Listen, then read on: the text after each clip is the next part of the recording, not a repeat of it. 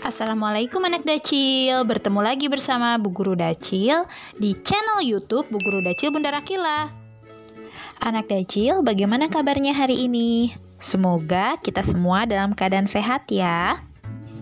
Anak Dacil, dalam kehidupan sehari-hari, kita tidak akan lepas dari kegiatan ekonomi. Coba apa sajakah kegiatan ekonomi yang dilakukan sehari-hari? Nah, kegiatan ekonomi meliputi kegiatan produksi, distribusi, dan konsumsi. Ketiga kegiatan ekonomi ini saling berkaitan satu sama lain. Satu saja kegiatan ekonomi terhambat, maka akan mengganggu kegiatan ekonomi lainnya.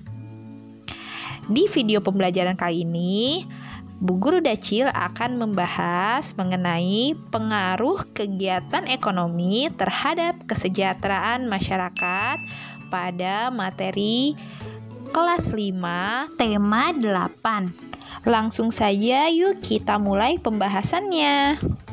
Yang pertama yang akan kita bahas yaitu mengenai produksi. Coba, apakah produksi itu? Nah, anak Dacil, kalian coba amati kegiatan ekonomi seorang petani. Petani menanam padi di sawah. Lalu, petani pasti akan memberikan pupuk kan? Kemudian menyiangi rumput yang tumbuh di sela-sela tanaman padi. Kemudian petani juga mengusir burung-burung yang berusaha memakan bulir-bulir padi itu. Nah, anak Dacil, saat padi menguning, itulah saatnya petani memanen. Hasil panen lalu dijual oleh petani.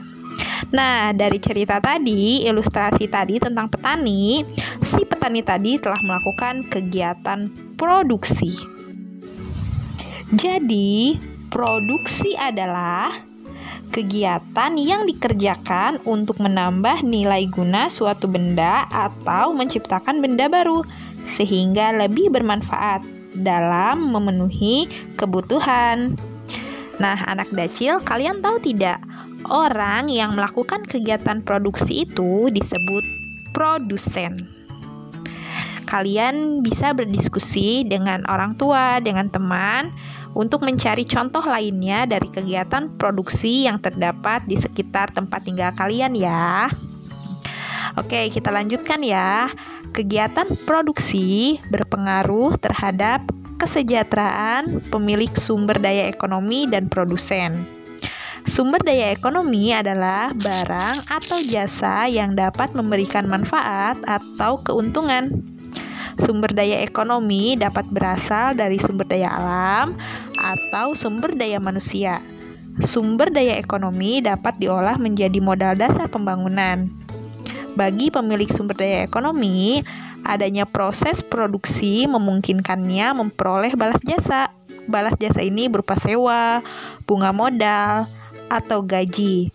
Dengan balas jasa ini, pemilik sumber daya ekonomi dapat memenuhi kebutuhan hidup. Nah, anak Dacil, bagi produsen, adanya proses produksi menyebabkan produsen memperoleh keuntungan. Selanjutnya, keuntungan tersebut digunakan untuk menjaga kelangsungan usaha dan memenuhi kebutuhan hidup. Nah, jadi kegiatan produksi ini dilakukan dalam upaya untuk mencapai kemakmuran hidup.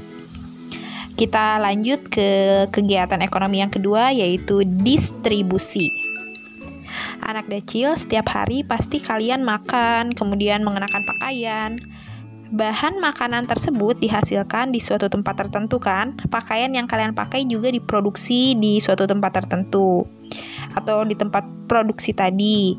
Nah, untuk mendatangkan bahan makanan dan pakaian tadi diperlukan kegiatan penyaluran. Kegiatan inilah yang disebut distribusi.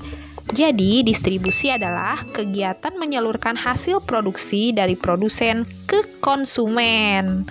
Orang yang melakukan kegiatan ini disebut distributor. Diingat ya, orang yang melakukan kegiatan distribusi disebut distributor. Kelancaran distribusi barang membutuhkan sarana transportasi dan juga jalan. Nah, tujuannya agar hasil produksi dapat segera sampai kepada konsumen dengan cepat dan tepat sehingga kebutuhan konsumen akan segera terpenuhi.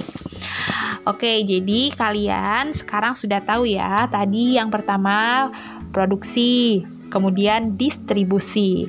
Kita akan masuk ke dalam pembahasan yang ketiga, yaitu mengenai konsumsi. Nah, kalian coba perhatikan aktivitas kalian di rumah. Misalnya kalian makan, kemudian kalian membeli jajanan di warung, orang tua kalian berbelanja. Nah, hal tersebut, berbelanja tadi, kalian makan, kalian jajan, itu termasuk kegiatan konsumsi. Jadi, apa itu kegiatan konsumsi? Atau apa itu konsumsi? Oke, simak baik-baik ya.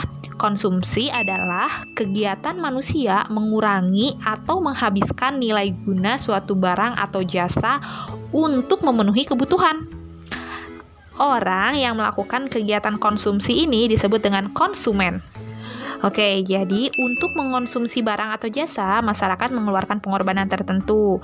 Pengorbanannya dapat berupa uang atau juga waktu. Nah, dari uraian tersebut, kalian mengetahui kegiatan ekonomi dan dampaknya bagi masyarakat. Kegiatan ekonomi dapat berdampak positif terhadap peningkatan kesejahteraan masyarakat.